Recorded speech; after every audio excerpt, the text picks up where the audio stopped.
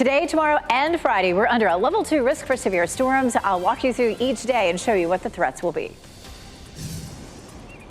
Durham police are investigating a shooting this morning. Coming up, I'm going to walk you through this crime scene behind me.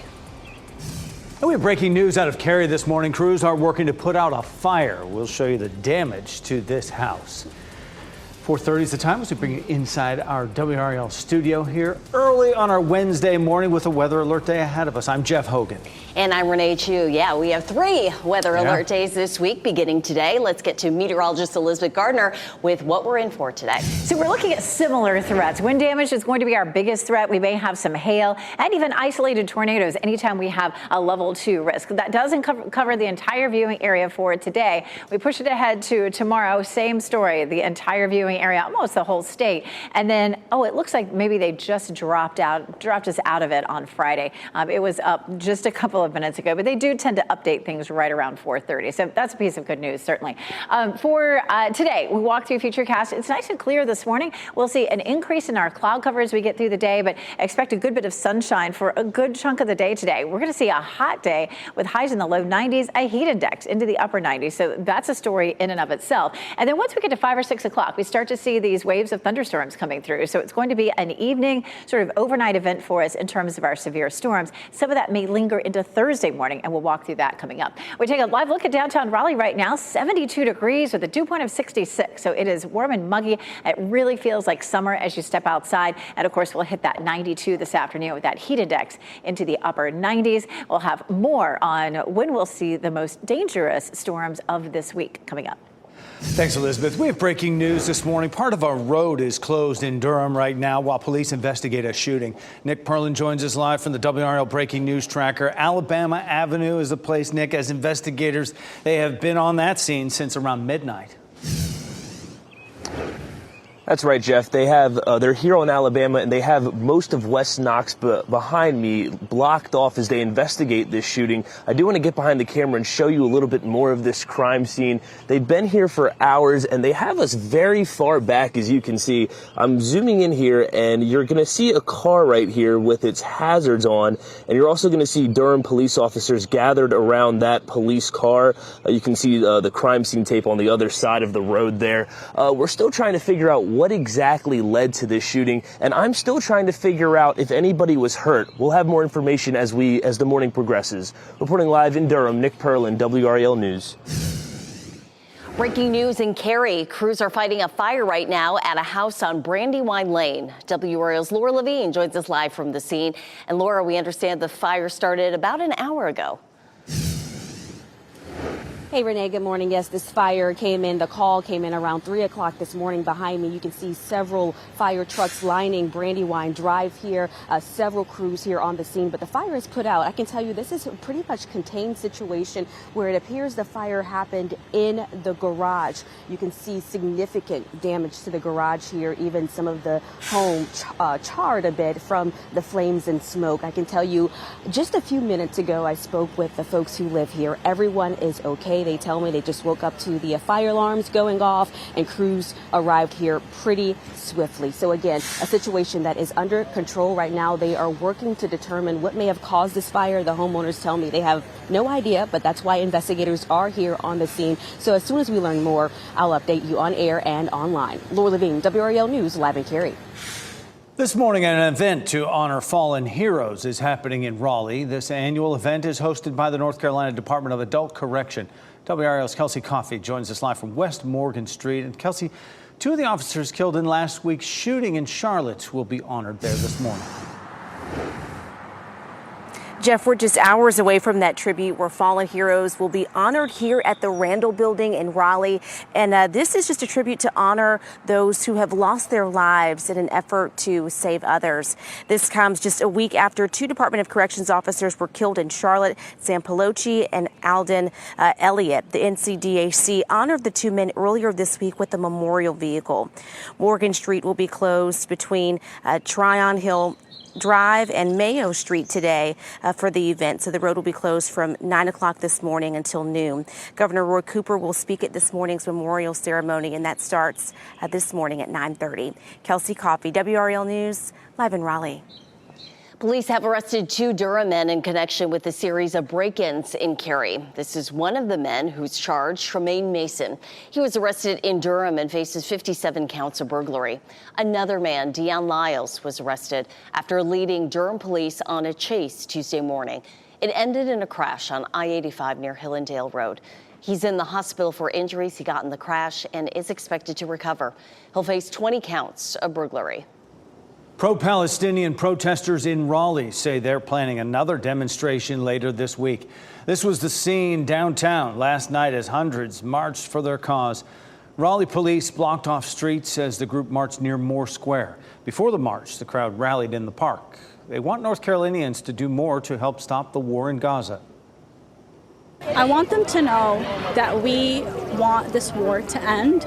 We want this occupation to end. And we are concerned and we are worried. We're worried about the people in Gaza. The group says its next protest may happen this weekend. New this morning, strong storms moved through Ohio last night, leaving damage behind. In the city of Greenville, which is about 45 minutes from Dayton, storms downed power lines and trees. Some trees fell onto homes, others blocked roads. There are also reports of flooding in some areas. The Carolina Hurricanes find themselves in a must-win situation as their second-round series returns to Raleigh. The New York Rangers won Game 2 last night in double overtime, 4-3. They lead the series 2-0 heading into Game 3, which will be at PNC Arena tomorrow night. Now, coming up in less than 10 minutes, WRAL's Casey Hintz is in New York with why the Canes came up short in Game 2 and what they need to do to get back into the series. This morning, you may see fewer cars on the road in Durham and more kids and parents walking to school. Several schools are participating in National Walk, Bike, and Roll to School Day.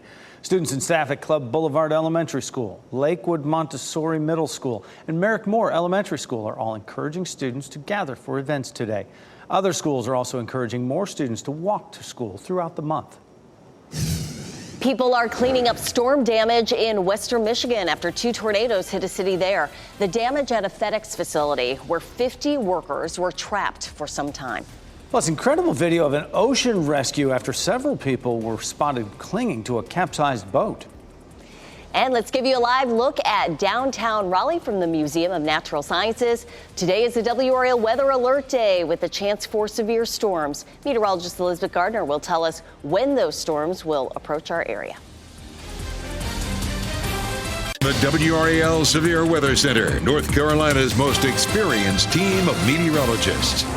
It is 4:40 and we do have a level 2 risk for severe storms both today and tomorrow. The threats will be the same. This evening, we're going to end up with some scattered thunderstorms, and those could produce some wind damage, some hail, or possibly even an isolated tornado. This is a look at our rain chances today. Today's going to feel exactly like a summer day. We're going to see highs in the low 90s. It's going to feel like mid to upper 90s with the heat index, and we'll see those afternoon and evening thunderstorms that do have the potential to bring some severe storms. It is a quiet morning. None of this happens during the morning commute. We take a live look at Chapel Hill. All is quiet. And if you're out walking the dog this morning, it feels like summer. Our temperatures are in the 70s. Our normal high this time of year is in the upper 70s. We will get back to that over the weekend. I'll show you the front that'll help to deliver some cooler air coming up. Elizabeth, thanks.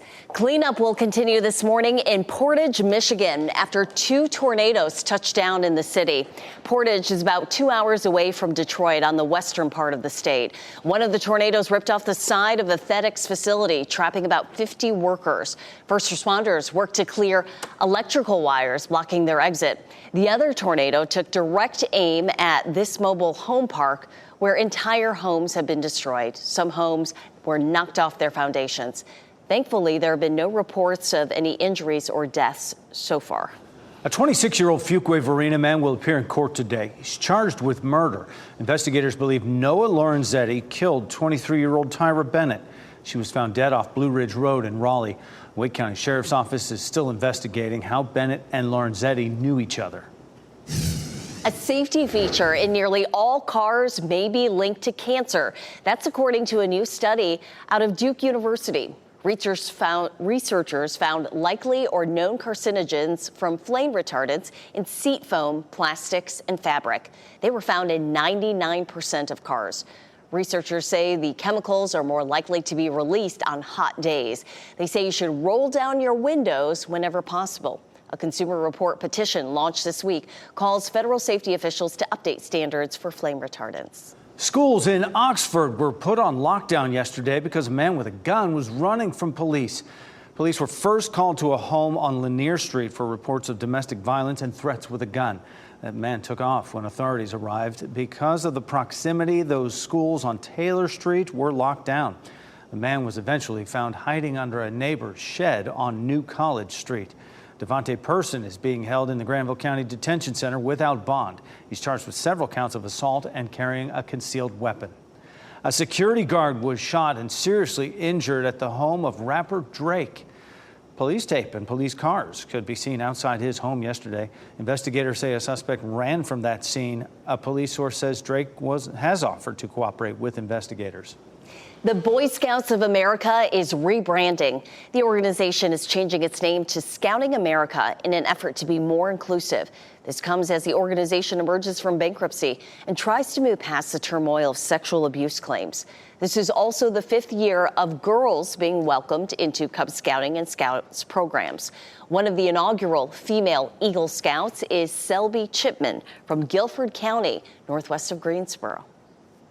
Scouting has always been focused on reaching all of the eligible youth possible, and being able to change the name and really branch out to more people in the community is just really great. We asked the Girl Scouts of the USA about what this could mean for their recruitment efforts. A spokesperson said Girl Scouts remains focused on supporting our programs from coast to coast, so Girl Scouts of all backgrounds and abilities can be unapologetically themselves as they discover their strengths and rise to meet new challenges. The Boy Scouts won't officially become Scouting America until February. Good morning, I'm Chris Lovingood in the WRAL Live Center. I want to point your attention to this person on your screen. This is 25-year-old Bobby Lawson, and Rocky Mount investigators recently just released a press release within the last couple of hours saying that this person is responsible for firing a weapon at least 2 people last Thursday. They had went to a parking lot that was between the Rocky Mount Event Center and the historic Douglas block there, and investigators say that's where they learned one of the victims approached Lawson, who was sitting in his car.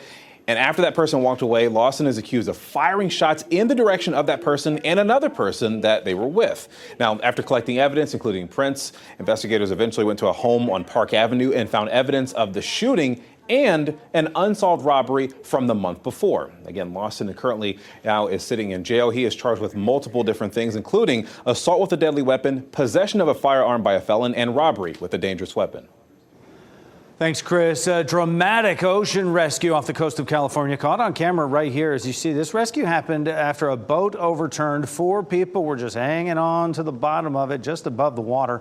Rescue crews used a helicopter and scooped up each person one by one. They were flown to shore and then taken to a hospital. The Canes are down 2-0 in their series with the New York Rangers. WRAL's Casey Hintz joins us from Madison Square Garden with a look at what played out when the teams went into double overtime last night. By Slavin, follow-up is free. They score! Vincent Trocheck wins it in overtime for New York. Yeah, hey, good morning, everyone. Just another tough night here last night at Madison Square Garden as the Canes fall 4-3 in double overtime. But when you look at this game as a whole at even strength, I mean, what a hockey game it was. Physical, the puck battles, several chances on both ends, and some really good goaltending as well. But for the second game in a row for the Hurricanes, it all comes down to special teams. The Canes allowed 2 power play goals, including the game winner, and in turn go 0 for 5 for the second game in a row. They're now 0 for 10 in this series on their own power play. Boy, something's got to change here as they head home down 0-2 in the series. It's a small margin for error in the playoffs, and we gotta buckle down on the power play and find a way to get one there. So go home, play in front of our fans, and move on. Obviously, Game 3 is huge, and we're gonna take our home crowd emotion and hopefully stick it to them. And we got to get better in a lot of different ways, but it's always nice going home. Now, we knew coming into this series that the Rangers' power play was elite, but boy, their penalty kill has been just as lethal. They've now killed off 18 straight penalties this postseason. Rod Brind'Amour said, if we're going to have any chance at coming back in this series, well, something's got to change. Casey Hintz, WRAL Sports, Manhattan. And they played pretty well in this game, and that's a heartbreaker to come home down 2-0. Well, let's get over to Elizabeth Garter from that downer to a little bit of good news. I don't know, this Friday weather alert day dropped off the map, right? It did, yes. Yeah, we were looking at that. The update that came in at 4:30 dropped us out of that. It still looks like we could have a few thunderstorms on Friday, but the severe weather threat is way down into South Carolina, so that's definitely good news. Here's what's happening right now. We have that red shaded area. That's a tornado watch. You can see how it shifted. Still some of that in effect down here across the middle Mississippi Valley. Some current ongoing severe thunderstorm warnings and a lot of thunder and lightning with this just to our west across Kentucky and West Virginia. So we're going to start to see that feeding some moisture into our area, chance of thunderstorms late this evening and overnight tonight. So our WRAL weather alert day, level 2 risk for severe storms, isolated tornadoes, wind damage and hail all could be in play. And that's likely to be fairly late. And then Thursday, it's going to be in the morning. So we don't often have severe storms in the morning. So that is something that you're going to want to watch out for. Damaging winds, heavy rain, isolated tornadoes. Here's a look at future clouds. Let's just walk right through it. We'll see a few clouds out there this morning, but generally today should be a pretty day. We're going to start with a nice sunrise this morning. We'll walk it all the way through the afternoon. We don't start to see storms developing until closer to 5 or 6 p.m. Notice at 7, we have this wave that comes through. This is where we could have some strong thunderstorms, 7 to 9, 10 o'clock, and it just keeps on coming. There's midnight, and then there's 6 a.m. So wee hours of the morning tomorrow, this may be ongoing. This could affect your morning commute with some severe storms. We're still looking at rain all the way through almost lunchtime. And then after that, we quiet down. We could see an isolated thunderstorm Thursday evening and then again on Friday. But for the most part, we're talking about late this evening up through Thursday morning as the most dangerous time period. A live look at Raleigh, the legislative building. It's 72 degrees. It feels a lot like summer out there. Southwest wind at 8 miles per hour. We'll hit 92 today in Raleigh, 91 Durham, 93 in Fayetteville. So 2 stories really today. One, very hot, highest heat index so far this year. It'll feel like 95 or higher, depending on where you are. We're sitting at steamy right now. We're going to bump it to tropical tomorrow. And then after that, once we get into even Friday, Saturday, Sunday, Monday, it's going to feel much more like it should feel for this time of year. So 2 weather alert days. We still could see an isolated thunderstorm later on Friday. But right now, the weekend's looking fantastic. We'll see highs in the 70s to low 80s with a nice drop in our humidity. And it stays pretty calm into next week, which looks great. The company behind the Swiss Army knife is designing a new tool without the blade. The reason behind the change. And a judgmental pup from Fuquay Arena has gone viral on TikTok. What the dog's owner was doing when she got this look. The Swiss Army knife is getting a makeover, and it's losing one of its key components. For good reason, though. The maker of the iconic multi-tool is working on new versions of it that don't include a blade. The company says these new tools target specialized fields, but it will also continue to make its folding knife. The company CEO also said there's concern about increased regulations on knives in places like England or certain Asian countries. A UNC Chapel Hill student is a finalist for one of the most prestigious awards in journalism. Daniel Johnson contributed to this New York Times story about a secret U.S. offensive to defeat the Islamic State. This week, the story was named a finalist for a Pulitzer Prize for national reporting. A UNC journalism professor told WRAL this is the first time a current UNC student has contributed to a Pulitzer Prize finalist.